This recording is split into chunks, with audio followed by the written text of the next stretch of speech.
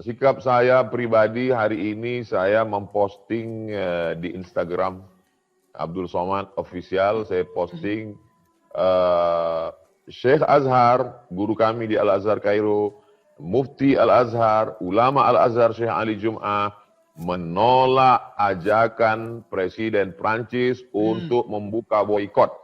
Tidak ada tawar-menawar bahwa mereka kedutaan Prancis di Kairo menelpon Syekh Azhar supaya bukalah boikot ini. Tidak, umat Islam wajib memboikot. Kami bisa minum susu produk kami bisa makan makanan kami.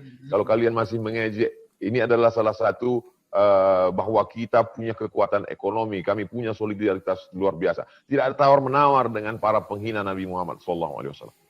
Oke, Pak Ustadz. Silakan Pak Ustadz, bagaimana nih untuk yang menghina junjungan kita Nabi Muhammad SAW? Idealnya itu, kehidupan ideal itu seperti kehidupan Nabi Muhammad SAW di periode Madinah yang 10 tahun itu, Ibu Risha. Jadi ada pemimpinnya Nabi Muhammad SAW, lalu kemudian ada orang Yahudi yang menghina. Maka ada orang Yahudi yang menghina, jadi rakyat itu sebetulnya tidak bertindak. Jadi semuanya adalah pemimpin, ulil amri. Oleh sebab itu maka idealnya begitu. Jadi idealnya kita punya pemimpin inilah dulu ketika kita masih punya Sultan Abdul Hamid di Turki, yang kekuasaan paling besar namanya Turki Utsmani. Ketika itu juga orang Perancis ini sudah buat drama. Dari dulu Pak Ustadz? Ya? Dari dulu sudah buat drama? Ya, ada drama, mereka buat opera drama. Di situ pelakonnya itu pelawak paling lucu sebagai Nabi Muhammad SAW. Jadi, waktu itu mereka tampilkan di Paris. Jadi berita itu sampai ke Sultan Abdul Hamid. Jadi Sultan mengirim surat ke pemimpin Eropa, kalian stop ini opera ini. Karena ini menghina Nabi kami. Jadi pemimpin stop. Waktu itu mereka takut dengan Sultan Abdul Hamid dengan kekuasaannya. Kalau kalian tidak stop, kami akan kirim bala tentara kami. Akhirnya di stoplah opera itu, drama di Paris itu akhirnya berhenti. Ya, jadi idealnya begitu Ibu Risha. Tapi karena kita tidak punya kesatuan pemimpin negara Islam lemah, ketakutan semua. Karena Paris, Perancis ini negeri yang hebat, akhirnya umat Islam mengambil tindakan sendiri. Dan kita sekarang sedang melakukan perbuatan yang tidak ideal. Apa yang dilakukan oleh seorang anak muda memenggal kepala guru yang brengsek, mengejek Nabi, karikatur Nabi di depan murid-muridnya.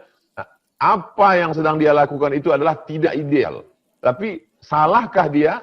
Wallahu a'lam. Dia tidak berani menyalahkan dia. Karena kalau saya katakan dia salah, ternyata dia mati syahid, di akhirat dia dimuliakan, masuk surga, saya malu dengan dia. Tapi apa yang tidak dilakukan sekarang adalah tidak ideal. Tapi ketidakideal itu terjadi, kenapa? Karena memang tidak ada pemimpin umat Islam yang lantang seperti yang dilakukan oleh Muhammad, seperti yang dilakukan oleh Sultan Abdul Hamid pada masa lalu.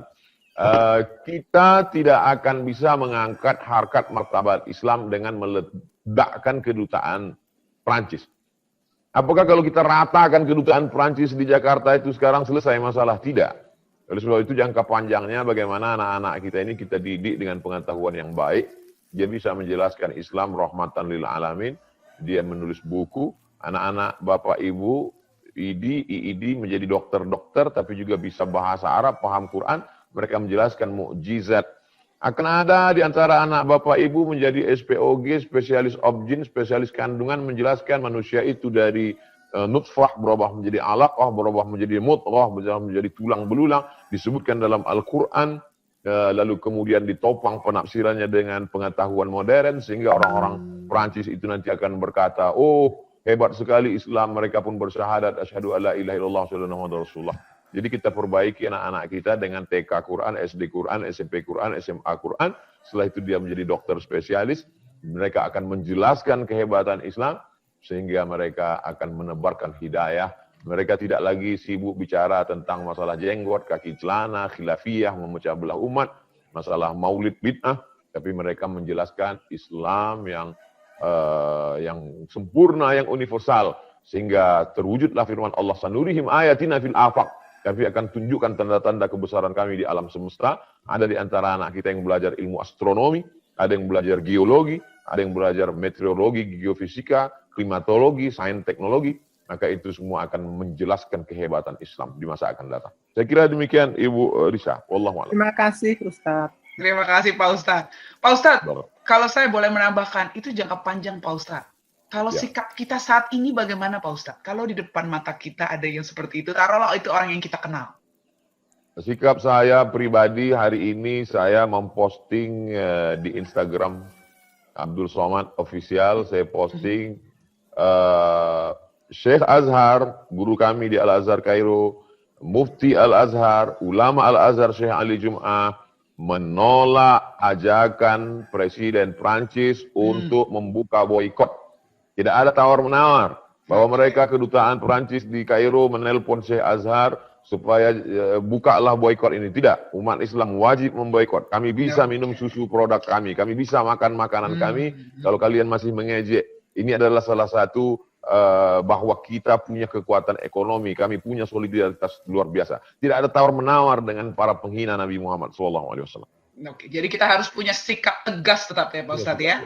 Oke, siap. Pak Ustadz, ada pertanyaan ini tentang ilmu sehari-hari ya. Pak Mamat Surahmat, saya persilahkan untuk bertanya langsung kepada Pak Ustadz nih tentang kesabaran. Sabarannya harusnya ada batasnya atau enggak? Pak Mamat, apakah sudah siap? Ini pertanyaan juga bagus menurut saya. Pak Mamat. Oke, saya bacakan. Pak Ustadz, apakah dengan demikian kesabaran itu tidak ada batasnya? Dan cukupkah kita dengan bertawakal hingga kita dapati hidup yang akan indah pada waktunya? Oke, bagaimana pendapat ini jika kita sinkronkan bahwa manusia diberi akal untuk berlogika dan nurani untuk meresapi hingga dia merubah jalan hidupnya sendiri? Pak Ustadz, bagaimana kita tawakal aja, sabar aja, atau usaha, atau bagaimana Pak Ustadz kalau hidupnya nggak indah-indah nih? Pada waktunya itu bagaimana maksudnya Pak Ustadz? Pak Mamat Surahmat, sabar itu ada 3 Pak Mamat. Sabar yang paling rendah adalah sabar menerima takdir. Sakit, sabar. Gempa bumi, sabar. Erupsi, sabar. Gunung meletus, sabar. Itu paling rendah Pak Ustadz? Sabar paling rendah. Sabarnya dokter umum ini. Oke. Di atas itu adalah sabar menahan diri dari maksiat. Punya uang diajak pesta narkoba nggak mau, itu sabar. Punya uang diajak zina nggak mau, itu sabar. Ganteng diajak LGBT nggak mau, itu sabar. Yang ketiga puncaknya adalah sabar dalam beramal soleh. Sabar untuk tidak beli tas branded demi untuk makan fakir miskin. Itu sabar yang luar biasa. Sabar untuk enggak beli mobil baru demi buat rumah Quran. Itu sabar.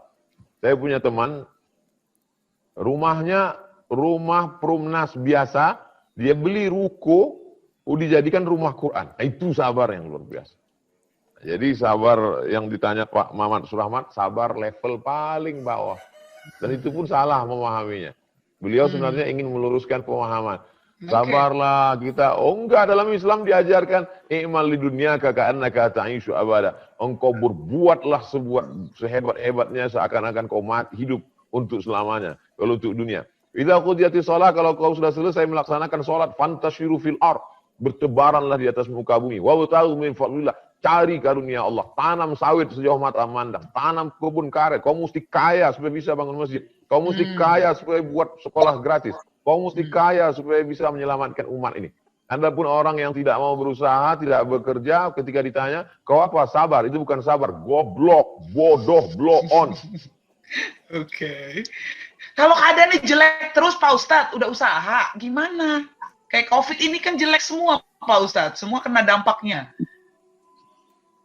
Kita ini ngaji mau cari kebenaran atau mau cari pembenaran? Kebanyakan orang sekarang dia sudah putus asa, dia malas, dia nggak mau kerja, lalu dia cari ceramah ustadz untuk membenarkan perbuatannya.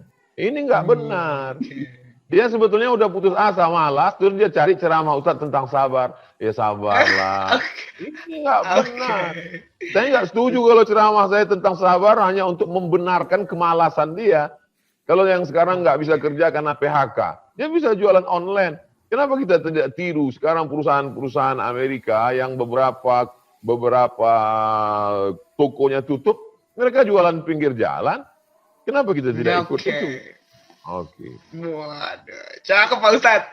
Oke Pak Ustadz, terima kasih jawabannya. Jadi tetap ya Pak Ustadz ya, nggak ada sabar, nggak ada batasnya, mesti usaha supaya bisa keluar dari keadaan yang tidak baik. Amin. Oke.